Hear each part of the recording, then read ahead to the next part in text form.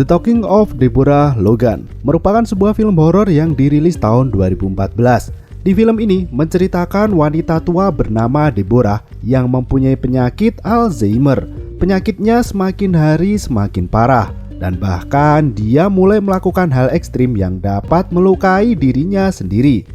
Letak horornya dimulai ketika ada seorang mahasiswa bernama Mia berniat untuk melakukan penelitian kepada Deborah mengenai penyakitnya itu.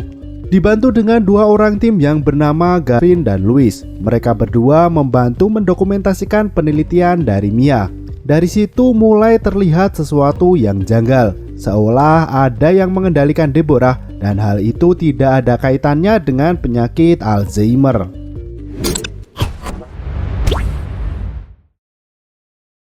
Alamat Deborah ini berada di Virginia dan dia tinggal bersama anak perempuannya yang bernama Sarah. Mia sebelumnya sudah janjian dengan Sarah melalui telepon. Kedatangan Mia dan timnya disambut baik oleh Sarah.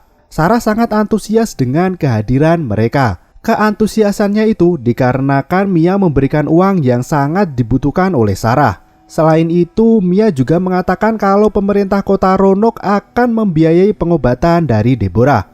Tentu hal tersebut menambah Sarah lebih gembira lagi. Dia pun memperkenalkan Mia kepada Deborah yang saat itu berada di kebun bersama dengan Haris tetangga mereka. Ternyata Deborah merasa kurang setuju tentang apa yang akan dilakukan oleh Mia. Dia tidak ingin penyakitnya dieksploitasi sehingga orang lain akan mentertawakannya. Mia mencoba membujuk dan mengatakan kalau hal itu bertujuan untuk pendidikan. Deborah masih bersikeras untuk menolak dan dia tidak ingin melakukan wawancara itu. Dan Sarah pun mencoba berbicara ke ibunya. Deborah mengatakan kalau dirinya berubah pikiran dan tidak ingin melakukan wawancara itu. Dia sudah berusaha keras dan mengatakan kalau saat ini sudah sangat butuh uang dan bantuan. Seminggu kemudian akhirnya Mia datang kembali, yang berarti Deborah sudah setuju untuk melakukan wawancara dan dilakukan penelitian kepadanya. Sebelum melakukan itu, Sarah dan Deborah menunjukkan beberapa ruangan yang ada di dalam rumah mereka. Kegiatan Deborah menjalani masa tua adalah melukis. Selama di sana, Mia dan timnya akan menumpang di rumah itu. Tujuan Mia membuat film ini adalah untuk penelitiannya supaya dia bisa mendapatkan gelar PhD, penelitian tentang penyakit Alzheimer yang sangat berbahaya. Selain menghancurkan pasien, penyakit ini juga mempengaruhi fisiologis bagi penderitanya. Ya, penyakit ini mulai menyerang seseorang dan menghapus ingatannya yang paling berharga, yang kemudian di tahap akhir akan menghancurkan bagian otak yang mengatur jantung dan pernafasan. Secara lambat akan menyebabkan kematian. Wawancara pertama Deborah menjelaskan kalau dia pernah merasa muda. Sarah menambahkan kalau beberapa kali ibunya sering lupa mematikan kompor hingga membuat dinding dan rak bumbu terbakar. Ya, itu menjadi awal petunjuk Deborah mempunyai penyakit itu. Dr. Nazir yang menangani Deborah mengatakan kalau dia sudah melakukan tes dan dapat dipastikan kalau Deborah mengidap awal penyakit Alzheimer.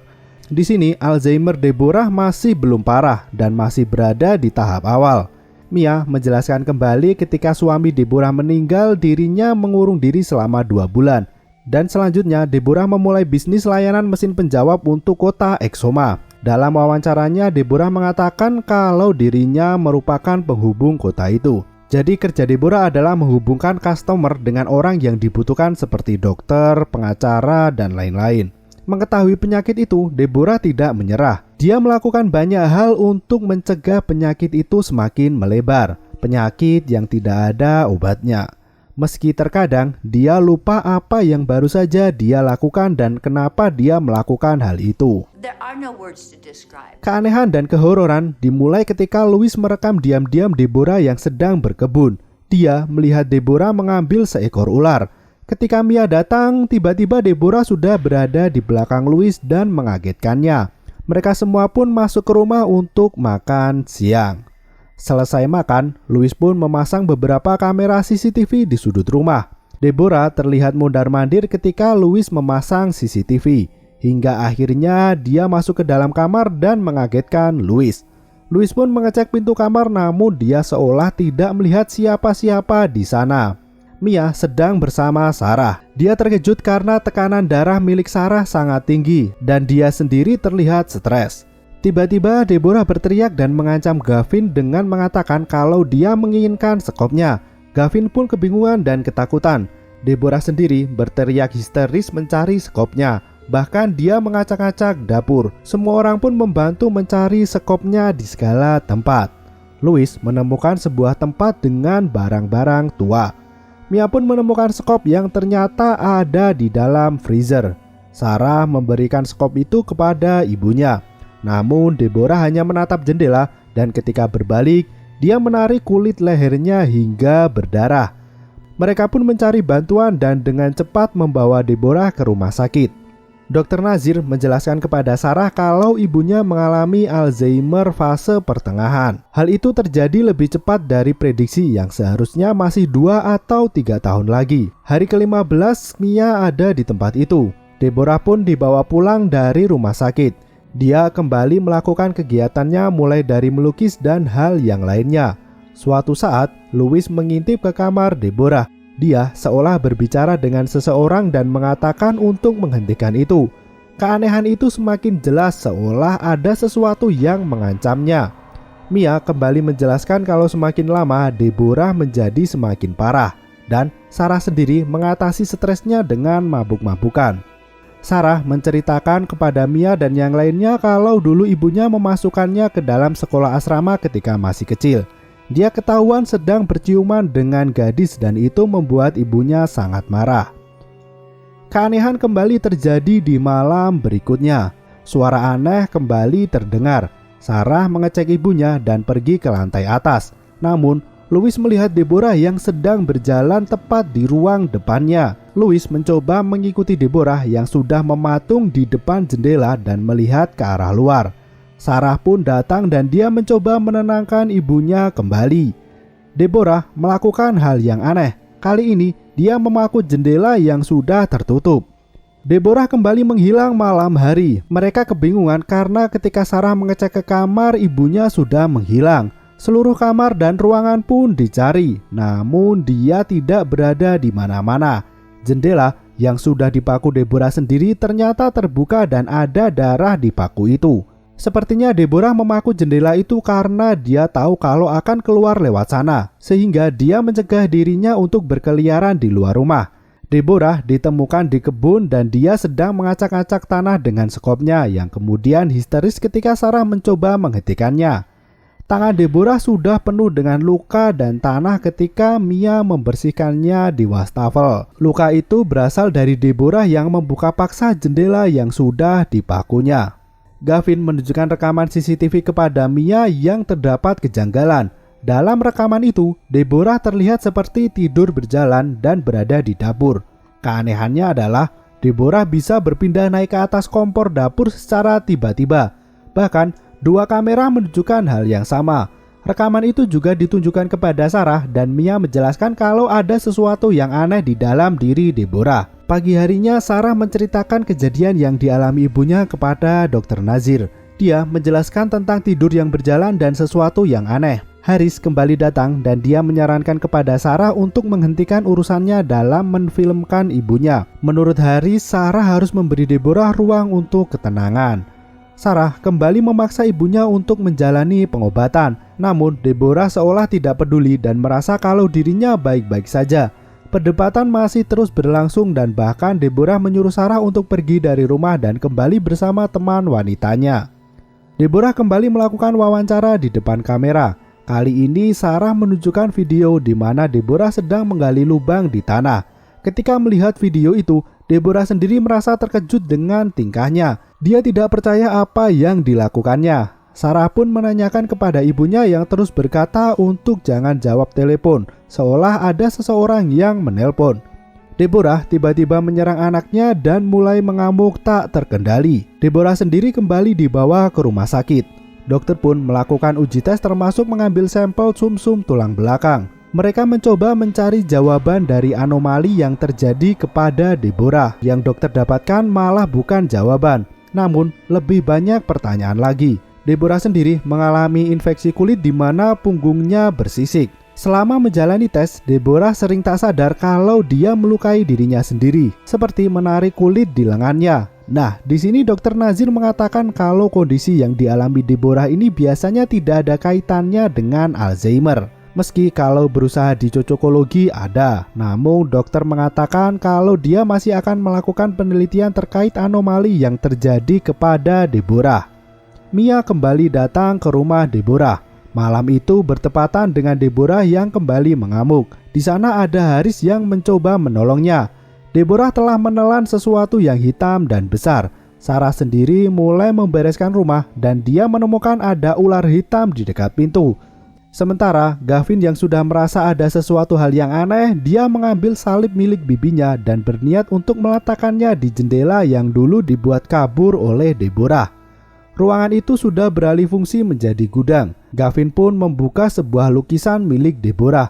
Di sana tergambar suatu makhluk hitam. Dan di lukisan selanjutnya makhluk itu mulai semakin besar dan mendekat ke arah jendela. Dia pun segera memasang salib ke jendela dan Deborah sudah ada di sana. Anehnya jendela tiba-tiba terbuka sendiri dan hal itu membuat Gavin ketakutan. Dia pun menunjukkan rekaman itu kepada Mia, namun Mia tidak mengambil pusing dengan semua fenomena ini. Gavin meminta bayaran double kepada Mia karena hal yang mereka lakukan aneh. Louis juga meminta hal yang sama dan akhirnya Mia pun menyetujuinya daripada penelitiannya tidak selesai. Malam hari, dari CCTV Deborah terlihat berjalan. Anehnya, dia menanggalkan pakaiannya dan masuk ke salah satu ruangan di lantai atas. Terdengar suara deringan yang sangat berisik. Hal itu membangunkan semua orang. Sarah pun mengatakan kalau itu berasal dari switchboard ibunya yang sudah lama tidak berfungsi. Mia juga mengatakan kalau Deborah tidak ada di ruangannya. Salah satu pintu kamar atas tertutup dengan sendirinya. Sarah mulai masuk ke dalam dan kembali mereka dikejutkan dengan pintu yang tertutup. Sarah pun mengakui kalau pintu itu sudah lama tidak dibuka. Louis yang disuruh untuk masuk terlebih dahulu. Dan di sana Deborah tengah bugil sedang mengoperasikan switchboard, alat untuk call centernya zaman dahulu. Terdengar suara laki-laki dan Deborah seolah menancapkan panel berkali-kali. Terjadi konsleting listrik dan di bagian ini kalau diperlambat ada tampang makhluk yang mengerikan. Dan ini merupakan suatu hal yang janggal, bukan lagi dari penyakit Alzheimer. Dokter Nazir datang setelah ditelepon. Dia mengecek semua keadaan tubuh Deborah dan mengatakan kepada Sarah kalau fungsi motorik ibunya berjalan masih normal. Dan lebih anehnya lagi semuanya sebenarnya baik-baik saja. Dokter memberikan obat penenang untuk berjaga-jaga kepada Mia. Keanehan ibunya di depan switchboard pun ditanyakan oleh Sarah kepada dokter. Dokter menjelaskan perilaku Deborah itu seolah ada kemauan keras dan tidak ingin meninggalkan sesuatu. Gavin menemukan keanehan ketika Deborah berada di depan mesin itu. Dia menangkap sebuah suara dengan kamera miliknya. Ketika digabung menjadi satu kesatuan dengan bahasa Prancis, isi suara itu berupa potongan orang yang berbicara tentang ular dan jadilah kelimaku. Sebuah suara laki-laki, namun yang mengucapkannya adalah Deborah. Menurut Sarah, ibunya tidak bisa berbahasa Prancis. Itu merupakan suatu kejanggalan yang lainnya. Haris masih menyuruh Sarah untuk mengusir Mia dan timnya karena menurutnya mereka hanya mengganggu saja. Di rumah kembali Sarah dan yang lainnya menyelidiki kejadian aneh yang menimpa Deborah. Kali ini mereka mencari penjelasan tentang kode di alat itu. Ada sebuah berkas, namun halaman yang mereka cari telah hilang. Louis mempunyai cara. Dia menjiplak dan menemukan sebuah nama yaitu Desjardins. Sarah yang mendengar itu pun terkejut. Desjardins adalah seorang dokter anak di wilayahnya dahulu. Dia memiliki kasus yang bahkan menjadi suatu kasus yang tidak terpecahkan di Amerika. Dokter itu menculik anak-anak dan menghilang di awal tahun 70-an. Dia terkejut karena Mia dan yang lainnya tidak mengetahui hal itu, padahal ada film dokumenternya. Di film itu menjelaskan tentang misteri pembunuhan yang tidak terpecahkan. Di Virginia ditemukan mayat 4 gadis dengan ukiran serpentin di dahi mereka. Ukiran serpentin itu ukiran berbelit-belit, ruwet lah pokoknya. Sebagian tubuh mayat itu dimakan dan ditemukan bisa ular di tubuh mereka. Menurut salah seorang ahli, itu merupakan ritual monakan dengan simbol ular yang memakan dirinya sendiri. Lokasinya sendiri berada di tambang monakan yang bagi penduduk lokal itu merupakan tempat yang suci karena langsung menuju Sungai Merah. Para gadis itu dikorbankan ketika menstruasi pertamanya dan darah birahi diberikan kepada setan. Ritual itu akan ditukarkan untuk sebuah keabadian. Desjardins datang ke tempat itu dan hal itu menjadi sebuah kasus yang menarik. Pasalnya dia merupakan orang yang dihormati dan disegani. Bahkan Desjardins sendiri sering melakukan pekerjaan tanpa bayaran. Namun Desjardins suatu saat menghilang. Seorang tukang koran lokal menemukan bau aneh di rumah dokter itu. Ketika polisi menyelidiki, ternyata banyak sekali ular yang ada di sana serta buku ritual monakan. Ritual monakan sendiri membutuhkan 5 tumbal manusia untuk mencapai keabadian. Polisi setempat hanya menemukan 4 orang anak, yang berarti Desjardins masih belum menyelesaikan ritual tersebut. Sejak saat itu, keberadaan Desjardins menjadi misteri. Pagi harinya ketika sarapan, Sarah menanyakan tentang pria yang bernama Desjardins kepada ibunya. Deborah mengatakan kalau dia hanya merasa tak asing dengan nama itu. Sarah menjelaskan kalau Desjardins sudah menghilang 30 tahun.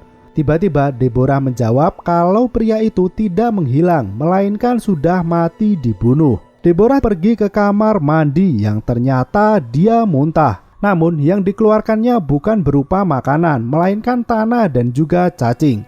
Tentu hal itu membuat Deborah dibawa ke rumah sakit. Dokter sendiri masih belum mengerti dengan apa yang terjadi. Dia mencoba menghubungkan dengan sesuatu yang rasional. Haris sendiri tiba-tiba muncul dan mengajak Deborah untuk pergi dari rumah sakit itu. Untungnya Haris berhasil dicegah oleh para perawat yang ada di sana. Louis memasang beberapa kamera di kamar Deborah. Mia menaruh kecurigaan kepada Haris setelah membaca sebuah artikel. Ada seorang saksi yang melihat kejadian sebelum Desjardins menghilang. Mia beranggapan kalau mungkin Harislah yang membunuh Desjardins. Lalu Deborah yang seorang temannya berusaha menutupi apa yang dilakukan oleh Haris. Suara tembakan terdengar dari luar rumah yang ternyata itu adalah Haris yang sedang menembaki mobil milik Gavin. Gavin segera menelpon polisi. Haris sendiri tengah mabuk dan dia ditangkap. Gavin akhirnya memutuskan untuk pergi. Alasannya bukan karena mobil yang ditembaki, melainkan dia tidak tahan dengan keanehan-keanehan yang terjadi. Louis mendatangi kamar Deborah, namun tidak ada orang di sana. Mia pun segera mencari Dr. Nazir. Ternyata ada pasangan yang kehilangan anak mereka. Setelah melihat melalui CCTV, Deborah membawa gadis kecil itu. Seorang gadis yang mengidap leukemia. Polisi dan perawat mencari di semua tempat di rumah sakit itu. Untungnya mereka menemukan Deborah dan anak tersebut. Segera Deborah dibawa kembali ke tempat tidur dan kali ini dia diborgol supaya tidak kabur dan menculik anak lagi. Sarah bertemu dengan salah satu pendeta dan dia diberi informasi kalau ibunya mengalami kesurupan. Mia sendiri telah menghubungi seorang profesor antropologi. Siapa tahu dia bisa menjelaskan semua kejadian ini. Profesor itu pun melihat video dan dia mempunyai kesimpulan kalau selama ini Deborah mengira dirinya adalah Desjardins. Sayangnya Sarah mengatakan kalau kejadian ini lebih dari itu. Profesor pun menjelaskan dengan logis. Dia memberikan sebuah contoh kalau dirinya pernah menangani kasus seorang ibu yang tidak terima anaknya mati. Ibu itu terus menggendong anaknya selama sebulan. Lama-kelamaan, wanita itu berubah suaranya menjadi pria dan dibutuhkan waktu 2 bulan hingga mantranya bisa menghilang. Seorang dukun mendatangi wanita itu yang kemudian membakar bayinya. Menurut profesor, itu merupakan cara pemurnian dengan menggunakan api. Haris mendatangi kamar Deborah secara diam-diam. Dia mengatakan kepada Deborah kalau dirinya tidak harus melakukan hal seperti itu. Sepertinya Haris tahu kejadian yang sebenarnya menimpa Deborah. Deborah pun menyuruh Haris untuk segera membunuhnya. Dengan menggunakan bantal, Haris mencoba membunuh Deborah. Namun televisi bergerak tiba-tiba dan mengenai dirinya. Pagi harinya Sarah mendatangi Haris. Di sini Haris mengatakan yang terjadi. Dia menyuruh Sarah untuk mendengarkan Desjardins yang ada di switchboardnya. Selain itu, Haris mengatakan kepada Sarah kalau dirinya lah korban kelima. Desjardins sendiri dibunuh oleh Deborah dan mereka berdua membakarnya hidup-hidup. Sayangnya, Haris tidak menyebutkan potongan tubuh Desjardins. Ternyata dulu Deborah melindungi Sarah agar dirinya tidak menjadi tumbal ritual Desjardins. Malam harinya, Sarah kembali ke rumah dan dia mencari potongan yang tersisa dari tubuh Desjardins. Dia mencoba menggali kebun dan yang mereka temukan adalah sekop. Itu berarti Deborah telah terlebih dahulu memindahkannya. Mereka beranjak mencari ke dalam rumah mulai dari basement hingga tempat yang paling sulit dijangkau. Sarah sendiri sudah yakin kalau ibunya memang kerasukan. Jadi terkadang itu adalah ibunya dan terkadang itu adalah Desjardins. Karena penyakit Alzheimer-nya Deborah, maka makin lama dia semakin lemah. Jadi Deborah menjadi gampang kerasukan.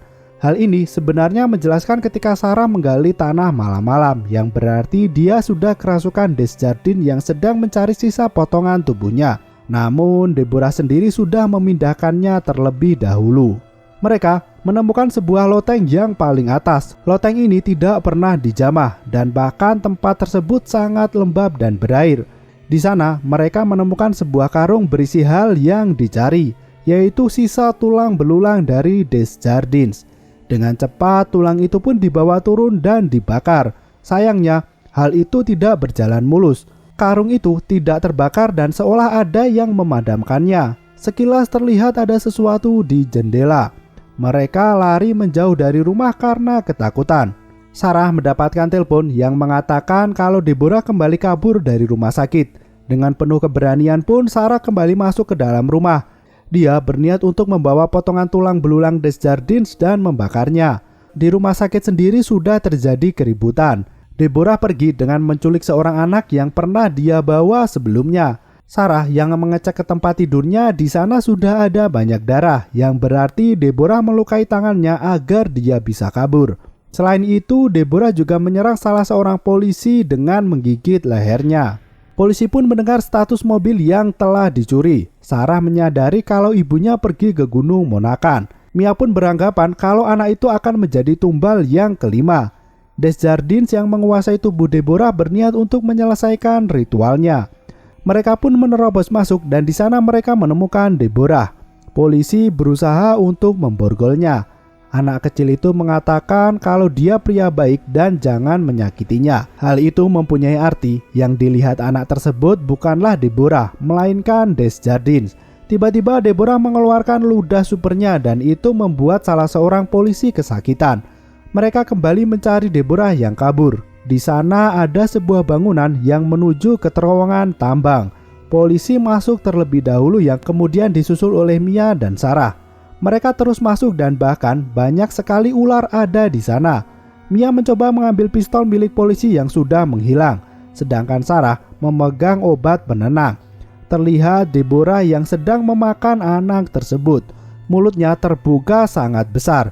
Sarah memotivasi ibunya untuk berusaha melawan Desjardins.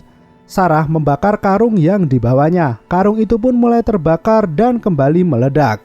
Kejadian malam itu pun selesai. Deborah berhasil diselamatkan dan dibawa kembali ke rumah sakit. Anak kecil yang bernama Kara juga berhasil selamat malam itu. Beberapa hari kemudian televisi melaporkan tentang kasus Deborah, di mana dia tidak disidang karena kondisinya. Sementara Kara yang sempat diculik oleh Deborah tiba-tiba saja menjadi sembuh dari leukemia. Ketika diwawancarai, Kara terlihat senang dan senyum yang mengerikan. Yang menurut saya, Desjardins sudah berhasil bangkit dan masuk ke dalam tubuh Kara.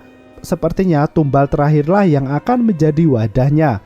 Dan Deborah sendiri sudah mengetahui hal itu. Makanya dia berusaha menghentikan Desjardins agar tidak masuk ke anaknya.